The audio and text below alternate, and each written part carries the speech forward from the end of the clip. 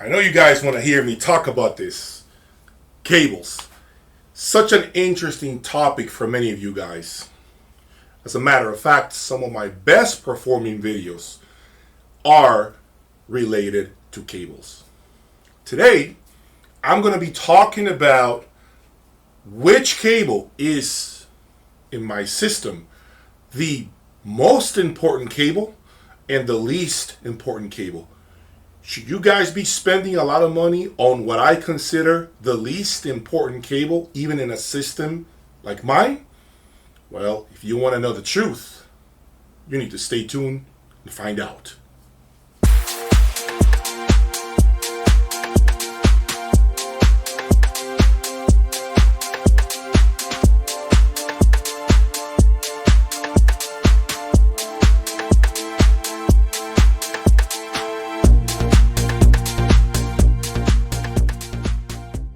Please subscribe, hit that bell and that notification button so that you are informed each time I publish a new video. Guys, over the last few days, you guys have seen my system completely transform. I have taken the system to heights that I simply feel I am just unable to go way beyond. The system right now is performing at such an incredible level. All the electronics that you are seeing right in front of me are some of the best electronics that money can buy.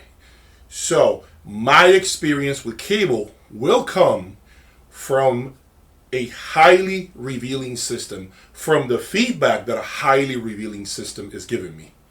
So let's talk about the system quickly that you guys are seeing on your screen. Speakers are Magical S7. No secret, Magical are very revealing speakers. My power conditioner is the STROMTANK unit, which I am a dealer for.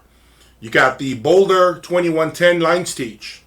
You got the Boulder 2160 stereo amplifier sitting on the floor that, by the way, I haven't even played with.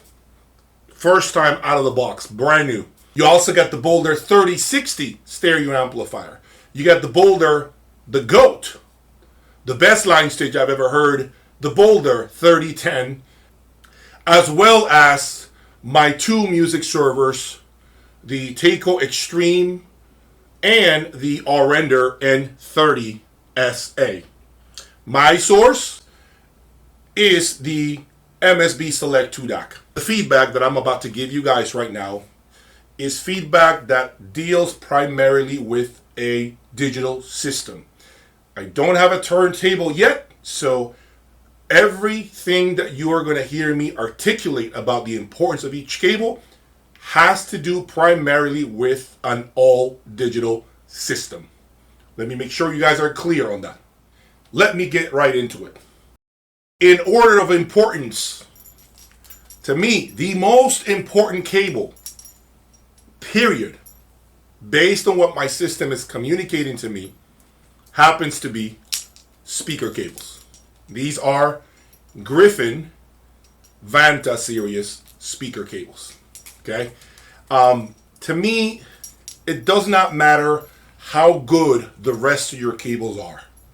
Every cable that you have in the system has to go through your speaker cables last.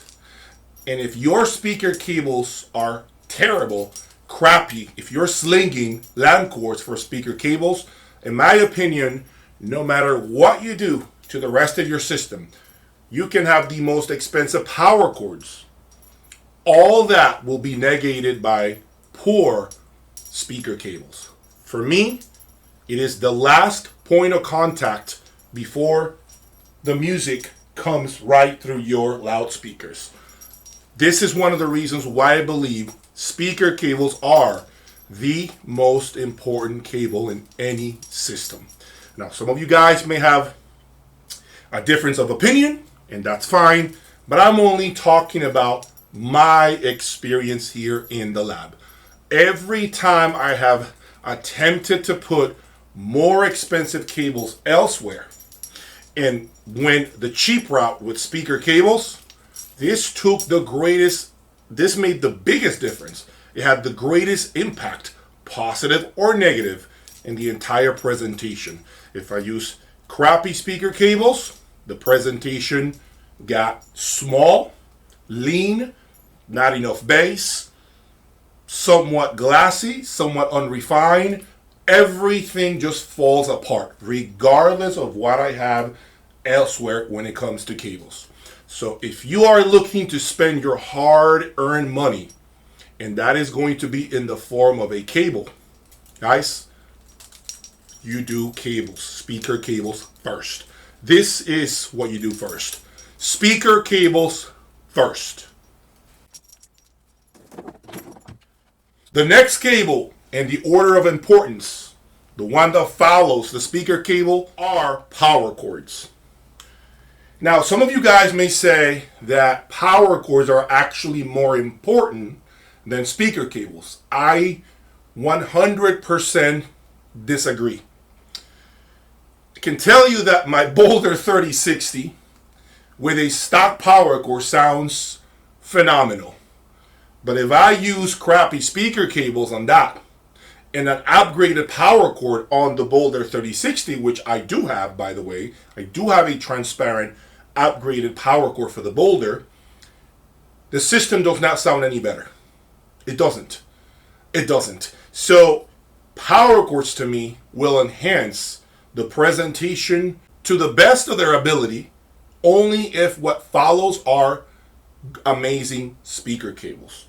Power cords will add a bigger soundstage, will lower the noise floor. They are also going to give you more bass depending on the cable design. They will also give you more clarity. Again, this is all based on what kind of power cord you are buying. Okay, but I could not use this level of electronics, okay, if I didn't have good power cords somewhere in the mix. So after you buy your speaker cables, I urge you to tackle power cords next. That is where you go after speaker cables. The main thing is to remember, the most important power cord in the system is the one that goes behind your source.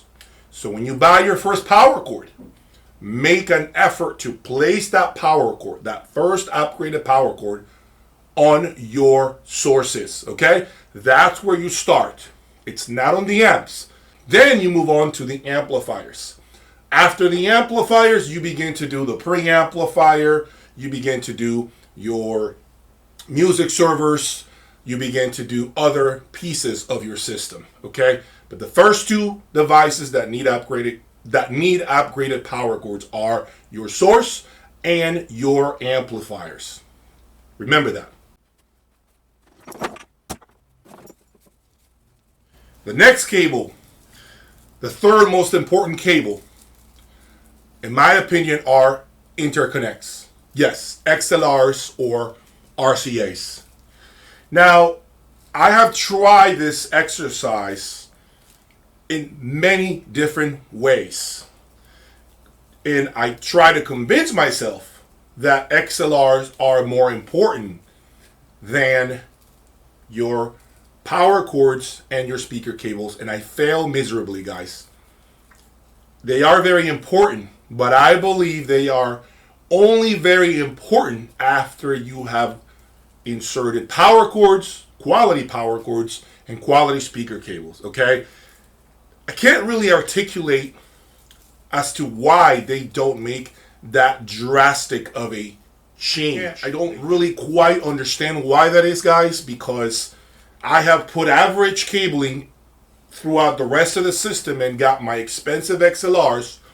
And yeah, the difference was there, but it was nowhere near as big as what happened when I inserted speaker cables and power cords. So for me, the added value, the added positive performance isn't as big with XLRs as it is with power cords and speaker cables. So I have these ranked at number 3, the third most important cable in a system. Okay, since we are talking about digital devices, the next important cable is USB. Yes, the USB cable. Now, some of you guys may be using the AES output. So that would mean the AES cable. USB is absolutely crucial. I know some of you guys might say, this is ridiculous, Jay. This is a $2,000 USB cable that is essentially a printer cable. I can buy that for 50 cents on the dollar through Amazon. Yes, you can. But if you were in my system with my gear and I did the swap for you and you heard an Amazon USB in comparison to this type of USB or the other USB that I'm using, you wouldn't believe what you're hearing. USB cables are so important, or again, AES, your digital connection from your music server to your DAC is absolutely crucial. You can't skimp, you can't take shortcuts, you can't get lazy, because if your system is a highly resolving system, you will hear this cable. You're going to hear all the improvements that this cable brings to the table. Now, are they day and night differences? Again, it's all relative. Depends on the level of gear. Depends on how resolving and transparent your system is. Okay, it really depends on that. But you can certainly hear the qualities of a well-designed USB cable. I'm telling you right now, I've tried countless USB cables, and they all sound different. To me, if you're serious about digital, you need to buy a quality USB or AES cable, period. Okay, this brings me to what I consider the least important, the most useless cable in any digital system. This does not mean that it doesn't add anything. It does. But even in my system, with this level of electronics, to me, this is the least important cable. Ethernet. Guys, to me, Ethernet cables are, I don't want to say a waste of money, guys, but gosh, I mean, I can't find the words, okay, to articulate. Okay, they do change the sound. They do add a few things. But if your system isn't really a well-designed system, guys, quite frankly, don't buy aftermarket Ethernet cables, guys. This is like the micro details of your system. These are the micro components. And I have been telling you guys before, work on the macros that you see here. Don't spend your money on a $2,000-$3,000 Ethernet cable. Don't do that. Okay? Put your money elsewhere. Think about footers. Think about spikes for your speakers. Think about acoustic treatment. Do not go out there buying expensive Ethernet cables.